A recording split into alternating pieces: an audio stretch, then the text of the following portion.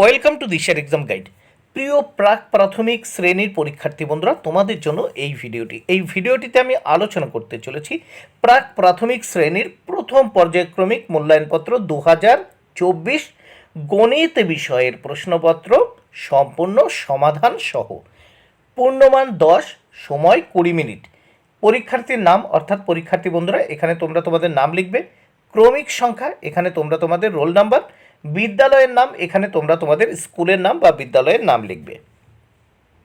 প্রশ্নপত্রটি প্রাথমিক শিক্ষা পর্ষদের নির্দেশ অনুযায়ী নবপ্রবর্তিত পর্যায়ক্রমিক মূল্যায়ন পদ্ধতি অনুসরণ করে কিন্তু তৈরি হয়েছে, তাই অবশ্যই দেখে নিতেই হবে। এবার আমরা দেখে নেব ছবির সাথে সংখ্যা দিয়ে চিহ্ন, ছবির সাথে সংখ্যা তীর চিহ্ন দিয়ে মেলাও। এখানে 4টি প্রশ্নের উত্তর করতে হবে, মোট 2 মার্ক। প্রত্যেকটি প্রশ্নের জন্য 1-এর অর্ধেক বা হাফ মার্ক করে বরাদ্দ রয়েছে। তাহলে প্রথম দেখে নেওয়া যাক ক দাগে দুটো কলা রয়েছে, তাহলে এখানে আমরা এই 2-এর ঘরে তীর চিহ্ন দিয়ে মিলিয়েছি। খ দাগে দেখো 4টি জবা ফুল রয়েছে, তাহলে এই চারের ঘরের সঙ্গে তীর চিহ্ন দিয়ে মেলালাম। গ দাগে 3টে পাখির ছবি রয়েছে, তাহলে এই ঘরের 3-এর সঙ্গে এই তীর চিহ্ন দিয়ে মেলালাম। ঘ দাগে 1টি ব্যাঙের ছবি রয়েছে, তাহলে এই 1-এর ঘরের সঙ্গে এই তীর চিহ্ন দিয়ে মিলিয়ে দিয়েছি, তোমরা দেখে নিতে পারো। এইবার 2 দাগে কি বলেছে দেখে নেওয়া যাক, ফাঁকা ঘরে আগের সংখ্যা লেখো। 4টি প্রশ্নের উত্তর করতে হবে, মোট 2 মার্ক। এখানে প্রথমে ক দাগে দেখব, আমি 4 বসিয়ে দিয়েছি, পরের ঘরে যেহেতু 5 দেওয়া রয়েছে তাহলে 5-এর আগে কত 4। খ দাগে এই 7-এর আগে কত 6। গ দাগে দেখো 3-এর আগে কত হয় 2, 2 3। ঘ দাগে 8-এর আগে কত হয় 7। তাহলে ক দাগে 4 বসিয়েছি, 4-এর পরে 5 রয়েছে। খ দাগে 6 বসিয়েছি, 6-এর পরে 7 রয়েছে।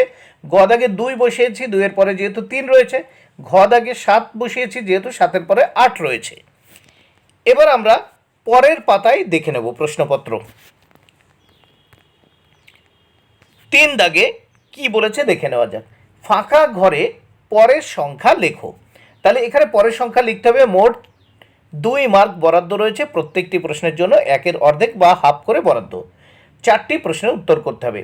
1-এর পরে কত হয় 2, এই 2 আমি লিখেছি।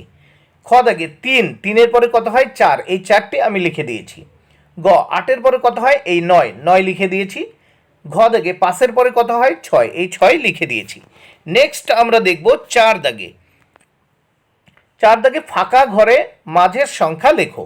এখানে 4টি প্রশ্নের উত্তর করতে হবে, মোট 2 মার্ক। প্রত্যেকটি প্রশ্নের জন্য 1-এর অর্ধেক করে বরাদ্দ রয়েছে। এখানে ফাঁকা ঘরে মাঝের সংখ্যা লিখতে হবে। তাহলে ক দাগে 8, 9, 10, তাহলে ফাঁকা ঘরে কি মাঝের ঘরে 9, এই 9টি আমি বসিয়েছি। খ দাগে দেখো 4, 5, 6, মাঝের ঘরে 5, এই 5টি বসিয়ে দিয়েছি। গ দাগে 5, 6, 7, মাঝের ঘরে 6 বসিয়ে দিয়েছি, কারণ 5 আর 7 দেওয়া ছিল, মাঝে আমি 6 বসিয়ে দিয়েছি।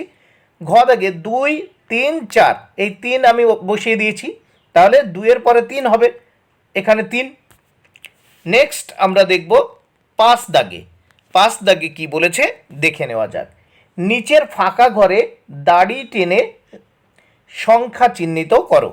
এখানে 4টি প্রশ্নের উত্তর করতে হবে, মোট 2 মার্ক। প্রত্যেকটি প্রশ্নের জন্য 1-এর অর্ধেক বা হাফ মার্ক করে বরাদ্দ। প্রথম ঘরে 3 রয়েছে, দ্বিতীয় ঘরে 5, তৃতীয় ঘরে 2, চতুর্থ ঘরে 6, পঞ্চম ঘরে রয়েছে 1। তাহলে উদাহরণ একটা দেওয়া রয়েছে, এখানে 3 আছে, 3টে দাগ টানা হয়েছে।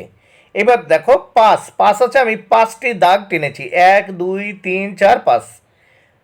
এবার তৃতীয় ঘরে 2 আছে, আমি 2টো দাগ টেনে দিয়েছি। চতুর্থ ঘরে 6 আছে, আমি 6টি দাগ টেনে দিয়েছি। এবং পঞ্চম ঘরে 1 আছে, আমি 1টি দাগ টেনে দিয়েছি। বন্ধুরা, ভিডিওটি যদি ভালো লাগে অবশ্যই লাইক, কমেন্ট ও শেয়ার করো। Thank you very much. Keep watching my channel and my video.